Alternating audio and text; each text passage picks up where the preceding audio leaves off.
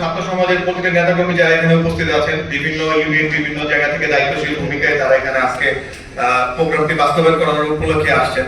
অনেকে হয়তো বিব্রতকর অবস্থাতে আছেন, অনেক দীর্ঘ অবস্থায় প্রোগ্রামটি বাস্তবায়ন হচ্ছে।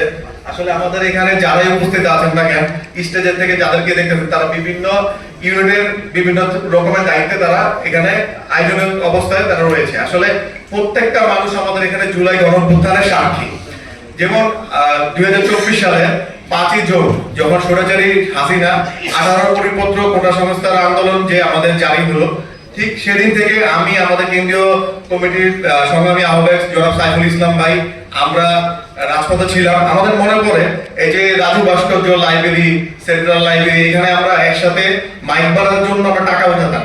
এই আজকে যাদেরকে আপনারা টিভি খুললে দেখেন, নাহিদ, আসিফ, সার্জিস, আস্তাদ আব্দুল্লাহ, আমরা সবাই মিলে একসাথে মাইকের ভাড়া দিতাম। 20 টাকা, 50 টাকা, 30 টাকা এরকম করে আমরা ভাড়া দিতাম। ভাড়া দিয়ে আমরা হচ্ছে এই লাইব্রেরি থেকে আমরা হচ্ছে রাজু ভাস্কর্যে যেতাম, এবং রাজু ভাস্কর্য থেকে আমরা হচ্ছে শাহবাগ, নীলক্ষেত, এসব বিভিন্ন ইউথের হয়ে আমরা আন্দোলন করা পরিচালনা করতাম।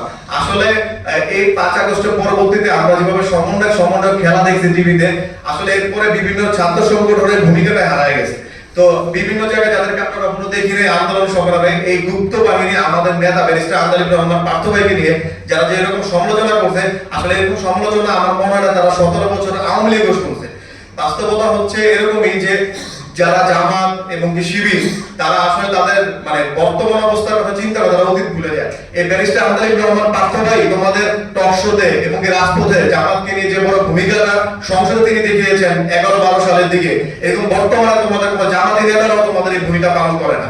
এবং আমরা এটা স্পষ্টভাবে বলে দিতে চাই, আসলে এটা মনে রাখতে হবে যারা এখন বিভিন্ন ডাকসুর ভিপি এবং কি যারা নাকি বর্তমানে জুলাই গণঅভ্যুত্থানের ইমাম, তাদেরকে মনে করে দিতে চাই, আসলে তোমরা যেমন জুলাই ইমাম সাচ্ছ 5 আগস্টের পরে এবং 5 আগস্টের আগে থেকে আমরা আমাদের ছাত্র নেতা সাইফুল ইসলাম ভাই কোটা সংস্কার আন্দোলনে শাহবাগের প্রথম ব্যারিকেড ভাঙার লোক ছিল, এবং কি আমি নুরুল আলম বাদন, আমি ইন্টারন্যাশনাল গণমাধ্যমে সর্বপ্রথম কোটার যে মেন 56% ডেফিনিশনটা ছিল সেটা আমি ইন্টারন্যাশনাল গণমাধ্যমে সর্বপ্রথম কালো গেঞ্জি পরা ছেলেটা ছিলাম আমি, এটা আমি উপস্থাপন করি। সেই একটা ভিডিও পুরো বইয়ের বিশ্বে থেকে শুরু করে ইন্টারন্যাশনাল গণমাধ্যম প্রতিটা জায়গায় এটা ছড়িয়ে গিয়েছিল। সুতরাং একটা কথা মনে করে দিতে চাই, বাংলা জাতীয় সমাজ ছাত্র সমাজ আসলে আমরা কোনো ছোট সংগঠন না, আমরা পরিস্থিতির অনুকূলে দাঁড়িয়ে থাকা সংগঠন। ইনশাআল্লাহ আগামীতে আমরা ব্যারিস্টার আন্দালিব রহমান পার্থ ভাইয়ের নির্দেশনায় আমরা বড়ভাবে ভূমিকা নিয়ে কাজ করব বলে আমি আমার সংক্ষিপ্ত করছি। সকলকে ধন্যবাদ আপনাদের সহকারে অবস্থান করার জন্য। আসসালামু আলাইকুম।